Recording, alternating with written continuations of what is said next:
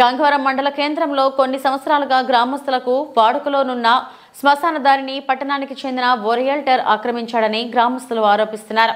ఈ మేరకు గ్రామస్తులు మాట్లాడుతూ గంగవరం రెవెన్యూ సర్వే నంబర్ 336/2 నందు 3 ఎకరాల 12 సెంట్ల భూమి మధ్యలో రాజు కాలువ మరియు దారి పూర్వము నుండి ఉందన్నారు.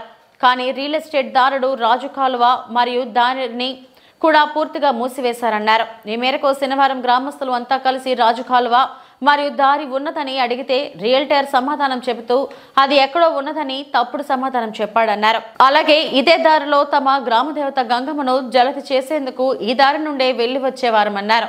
దీంతో రియల్టర్ సమాధానం చెబుతూ ప్రస్తుతం ఈ భూమి ల్యాండ్ కన్వెన్షన్ అయిన కారణంగా ప్రస్తుతం దారి మీకు వదలలేమని గ్రామస్తులతో అన్నారని తెలిసిందే. కావున సికరాజపల్లి చెరువుకు మరియు రాజు కాలువలు ఎన్ని ఉన్నాయో సర్వే చేయించి మా గ్రామ ప్రజల సౌకర్యం కొరకు శ్మశాన దారిని అధికారులు పునరుద్ధరించవలసిందిగా అధికారులను గ్రామస్తులు కోరారు.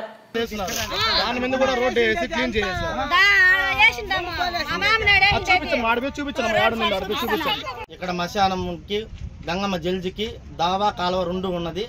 ఇక్కడ లేఅవుట్ వారు ఇక్కడ పూర్తిగా దాన్ని క్లోజ్ చేసేసి ఎవరు లేఅవుట్ వారు ఎవరు సివి కుమార్ అన్న గారు దారి లేదు మీరు అటు వెళ్ళిపోయినేసి ఆ పట్ల బొమ్మంటున్నాడు. అక్కడ వాళ్ళు ఆక్రమించినారు. ఇక్కడ పూర్తిగా డెడ్ చేయన్నారు. రెవెన్యూ అధికారుల దృష్టికి తీసుకెళ్లారు.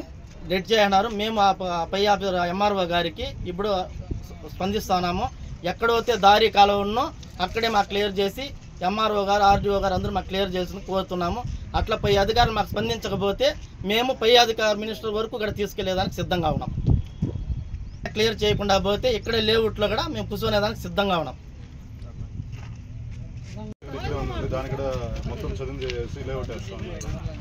ఎప్పటి నుంచి జరుగుతుందండి కన్స్ట్రక్షన్? ఎప్పటి నుంచి జరుగుతుంది? ఇంతవరకు మీ దృష్టికి ఇప్పుడు ఇంతవరకు ఈ కన్స్ట్రక్షన్ జరిగేది మీ దృష్టికి మీకు అయితే తెలియదు. మళ్ళీ ఎవరు చెప్పారు మీకు ఇక్కడ జరుగుతుందని చెప్పేసి? రోడ్డు మీద వెళ్తా ఉంటే చూసి అతను అడిగారు మీరు? ఫోన్ చేస్తుంటే ఫోన్ లిఫ్ట్ చేయట్లేదు. స్టార్టింగ్ లో వర్క్ జరిగినప్పుడు మీరు ఓకే మీరు రెవెన్యూ అధికారి దృష్టికి తీసుకెళ్ళారు. తీసుకొచ్చి వాళ్ళు రెవెన్యూ అధికారులు పిలిస్తే ఇప్పుడు లేదు బయట వెళ్తాను అంటున్నారు. ఇక్కడ రావడం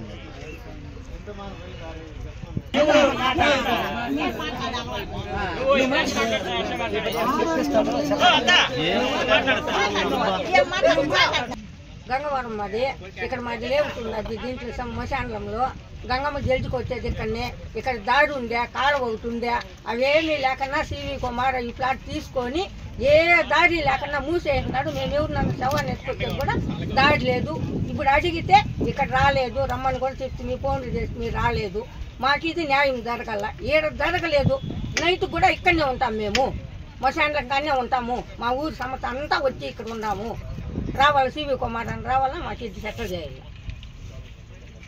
ఏడ ప్లాట్ తీసినా ఇదే కూడి ముందు మోపిస్తా ఉన్నారు.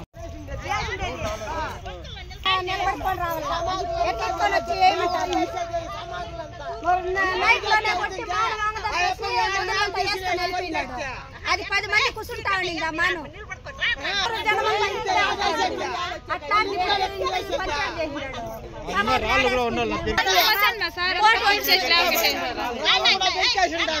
ఎంత మసాన్ అంత పూర్తి చేసి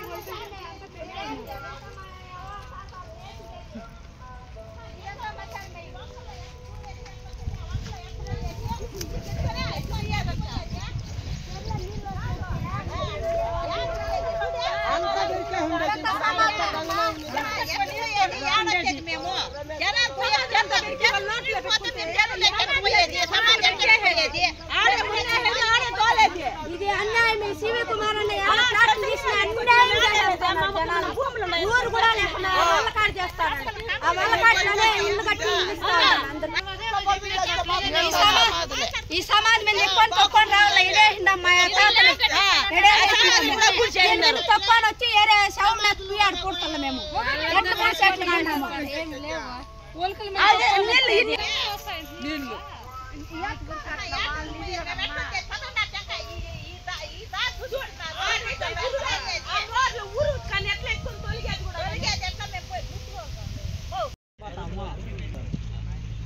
మాను కూడా రైకి రయ్య వచ్చి దింపించేసినారు. ఇక్కడ ఎవరమ్మా ఎవరు దింపించేశారు? కుమారు. ఒకవేళ మీకు ఇక్కడ న్యాయం జరగకపోతే మీరు ఎక్కడ వెళ్ళాలనుకున్నారు? చిత్తూరు కలెక్టర్ ఆఫీస్ పోతాం. ఎన్ని కుటుంబాలు ఉన్నాయమ్మా మీ గ్రామంలో? ఉన్నాయి మావి 300 ఇండ్లు దాకా ఉన్నాయి. ఇక్కడ ఏమన్నా శ్మశాన దారిదేనా మీకు? గంగవరానికి అంతా ఇదే శ్మశానం. ఓకే, మీరు ఎమ్మెల్యే దృష్టికి తీసుకెళ్లారమ్మా? తీసుకెళ్తాం. ఆ చెట్టు కింద పెట్టి నిమజ్జనం చేస్తారు.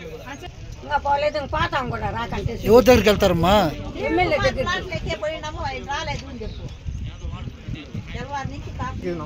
నమస్కారము.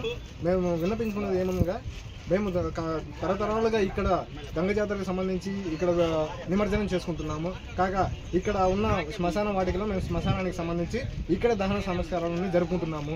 ఇక్కడ రాశి కాలువ ఒకటి ఉన్నది. రాశి కాలువ ఒకటనేది కాకుండా దీని పక్కనే 3 ఉన్నాయి రాశి కాలువలు. ఆ రాశి కాలువ పక్కకు సంబంధించి 20 అడుగుల దారి, కాగా 20 అడుగుల దారి ఉన్నది.